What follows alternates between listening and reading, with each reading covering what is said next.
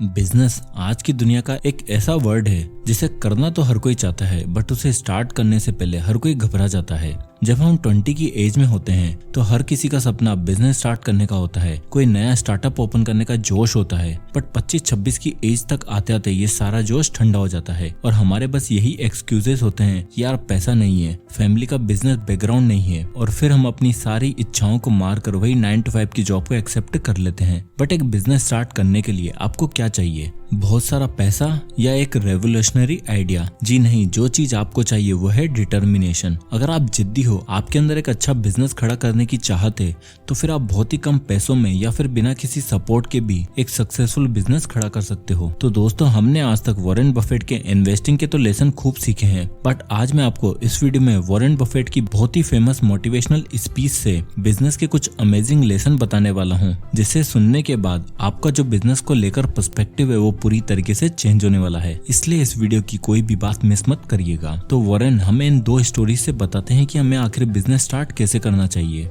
सबसे पहली स्टोरी है एक रशियन महिला रोज ब्लमकिन की, जो कि 1917 में वॉशिंगटन स्टेट के टाउन सिएटल पहुंची थी। उसे इंग्लिश का एक वर्ड भी नहीं आता था। उसके गले में एक टैग था जिस पर लिखा हुआ था फोर्ट डॉज, आयोवा। ये वो जगह थी जहां वो अपने हस्बैंड से मिलने वाली थी, जो पहले से ही अमेरिका में रहता था। और जैसे तैसे वो अपने हस्बैंड से मिली और स्टार्ट में रोज को उस जगह पर सेटल होने में बहुत ही मुश्किल हो रही थी, क्योंकि उसे इंग्लिश का एक वर्ड भी नहीं आता था। और उसके बाद वो अपने हस्बैंड के साथ 2 साल में ही ओमाहा शिफ्ट हो गई और कुछ रशियन लोगों की कॉलोनी में रहने लग गई। तो जब उसकी बेटी स्कूल जाने लगी तो वो अपनी बेटी से कुछ इंग्लिश के वर्ड सीखने लगी, और टूटी फूटी इंग्लिश सीखकर वो जैसे तैसे लोगों से पुराने कपड़े इकट्ठा करती और उसे ओल्ड क्लॉथ मार्केट में बेचने लगी। और इन्हीं पैसों से उसने अपनी फैमिली का ख्याल रखना स्टार्ट किया। और करीब 20 साल बाद 1937 में लगभग 45 साल की उम्र में उसने $2500 जमा कर लिए थे, और इन पैसों से वह शिकागो गई और उसका सपना था एक फर्नीचर शॉप को खोलने का। तो इन पैसों से जो फर्नीचर मिल पाया वो उसे वह ले आई। और एक ऐसी महिला जो आज तक ना तो स्कूल गई थी और न ही उसे इंग्लिश का कोई वर्ड आता था, और उसने अपने सपने को सच करने के लिए $2500 से एक फर्नीचर का स्टोर ओपन किया। और उसकी इस डिटर्मिनेशन की वजह से उसने अपने इस $2500 के बिजनेस को 1983 में $60 मिलियन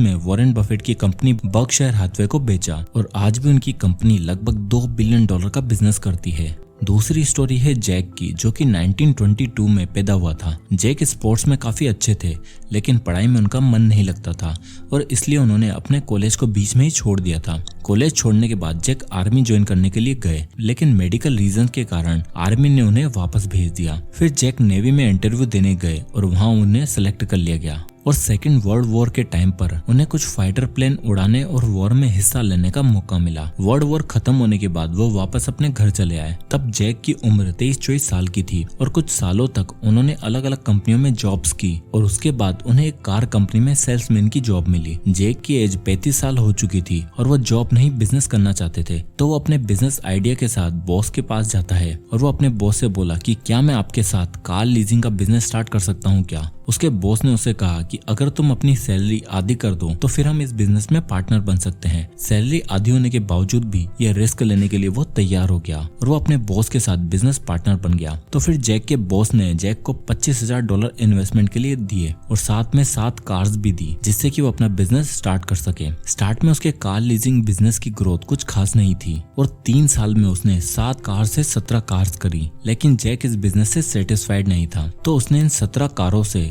कार लीजिंग को छोड़कर कार रेंटिंग के बिजनेस में जाने का डिसीजन लिया, जहां पर उसका मुकाबला बड़ी बड़ी कंपनियों से था जिनके पास हजारों कार्स थी। जैक की कार बाकियों की तरह ही फोर्ड और शेवरले की थी, लेकिन कस्टमर के प्रति उसके एटीट्यूड और बिहेवियर ने उसके बिजनेस को बहुत ही सक्सेसफुल बना दिया कि आज वो अमेरिका में ग्रेजुएट्स हायर करने वाली नंबर 1 कंपनी बन गई है। और जैक की कंपनी आज अमेरिका की नंबर 1 कार रेंटिंग कंपनी है, जिसका नाम है enterprises rent a car service. और एक टाइम पर वॉरेन बफे ने भी उस कंपनी को खरीदना चाहते थे, लेकिन जैक ने वो ऑफर मना कर दिया था। तो इन दोनों कहानियों से हमें बिजनेस के 5 लेसन मिलते हैं।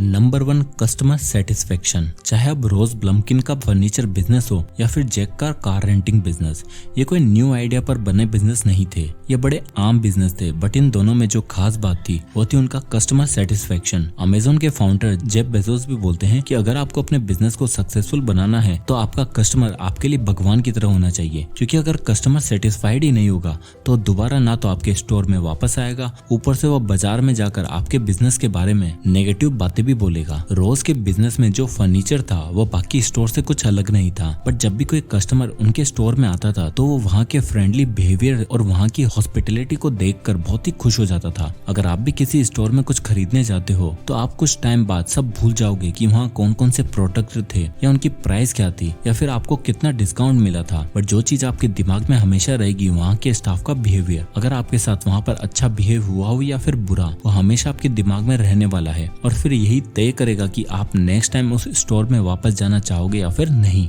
Lesson number 2, you don't need a big amount to start a business. जब भी बिजनेस स्टार्ट करने की बात आती है तो हमें लगता है कि बिजनेस स्टार्ट करने के लिए हमारे पास लाखों करोड़ों की फंडिंग होनी चाहिए। बट रोज ने अपना बिजनेस केवल $2500 से स्टार्ट किया था और उन्हें पता था कि उनके पास इतना पैसा नहीं है, बट जो चीज उनके पास थी वो था उनका डिटर्मिनेशन। और साथ ही साथ आपको ये भी पता होना चाहिए कि बिजनेस स्टार्ट करने की कोई उम्र नहीं होती। जैक ने अपना बिजनेस स्टार्ट किया था तो उनकी एज उस टाइम 40 साल थी और रोज की एज 45 साल। और यहाँ तक कि जो KFC के फाउंडर हैं डेविड सैंडर्स, उन्होंने जब KFC को स्टार्ट किया था तब उनकी उम्र थी 65 साल। जिस एज में लोग रिटायर होकर अपनी पेंशन का इंतजार करते रहते हैं, उस एज में डेविड ने KFC को एक छोटे से शहर से स्टार्ट किया था और आज KFC की ब्रांड वैल्यू $5.4 बिलियन क्रॉस कर चुकी है। तो हमारे लिए यहाँ सबसे बड़ा लेसन ये है कि बिजनेस स्टार्ट करने के लिए आपके पास ना तो करोड़ों रुपए होने चाहिए और न ही ये फर्क पड़ता है कि आपकी एज क्या है। बस जो चीज आपके पास होनी चाहिए वो है आपकी जिद। और दोस्तों, जैसे की बात हो रही है बिजनेस की, तो I think 0 to 1 by Peter Thiel business पर लिखी हुई बुक्स में सबसे बेस्ट बुक है। आप चाहो तो इस बुक की बुक समरी आप कुकू FM पर सुन सकते हैं, वो भी ऑडियो फॉर्म में। कुकू FM इंडिया का लीडिंग ऑडियो बुक प्लेटफॉर्म है जहां पर आपको 1000 आवर से भी ज्यादा का कंटेंट मिल जाएगा।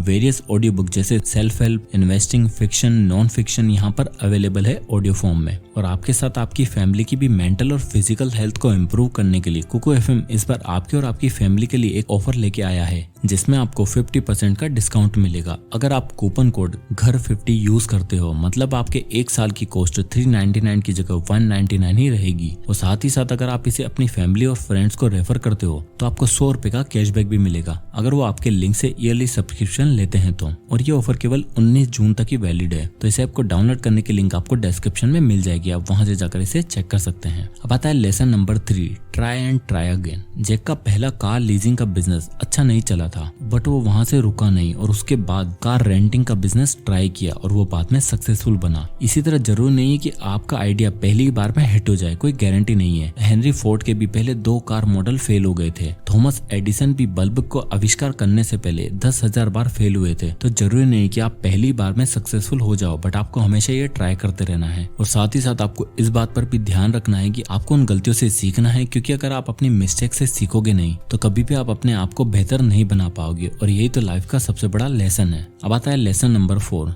की प्रॉफिट मार्जिन लो। अगर आप भी अपना बिजनेस शुरू कर रहे हो तो आपको पता है कि मार्केट में ऑलरेडी एस्टेब्लिश बिजनेस है, तो आप उन्हें बीट कैसे कर सकते हो? वेल, उसके लिए आपको अपना प्रॉफिट मार्जिन लो रखना पड़ेगा, क्योंकि अगर आप शुरू से ही हाई प्रॉफिट के चक्कर में पड़ोगे तो कॉम्पिटिटर के बीच में टिकना आपके लिए बहुत ही मुश्किल होने वाला है। और यही स्ट्रेटेजी जैक और रोज ने अपनाई थी। उन्होंने स्टार्ट से ही अपना प्रॉफिट ऑफ मार्जिन काफी कम रखा, जिससे कि कस्टमर उनकी तरफ खींचे चले आए और फिर उनकी कस्टमर सर्विस को देखकर कभी भी कस्टमर उनसे दूर ही नहीं गए। तो जब एक बार एक ब्रांड बन जाओ तो धीरे धीरे आप अपनी प्राइस को हाइक कर सकते हो, लेकिन एकदम नहीं। Lesson number 5, hire good people. अगर आपको अपने बिजनेस को एक नए आयाम पर ले जाना है तो आपको अच्छे लोगों को हायर करना पड़ेगा, जिनकी सोच आपकी तरह हो और उनका बिहेवियर कस्टमर के प्रति अच्छा हो, क्योंकि आपने बड़ी मेहनत से कोई बिजनेस खड़ा किया है। अब हर टाइम आप तो आपके कस्टमर से इंटरेक्ट नहीं कर सकते हो, तो अगर आप ऐसे लोगों को हायर कर लेते हो जो कस्टमर से अच्छा बिहेव नहीं करेंगे तो आपको पता भी नहीं चलेगा और अब पीछे से आपका कस्टमर भागते चले जाएंगे। इसलिए मेक श्योर कि आप जिन लोगों को हायर करते हो उनकी सोच आपसे मिलती हुई होनी चाहिए और वो काम को उतनी मेहनत और लगन के साथ करते हो जितना कि आप अपने बिजनेस के लिए करना चाहते हो। और उसके लिए आपको भी उनके सामने एक एग्जांपल सेट करना पड़ेगा। अगर आप अपने खुद के ऑफिस में टाइम पर नहीं जाओगे या टाइम पर मीटिंग अटेंड नहीं करोगे तो आपका स्टाफ फिर आपको ही फॉलो करेगा और आपको आपके स्टाफ के सामने एक अच्छा एग्जांपल सेट करना है।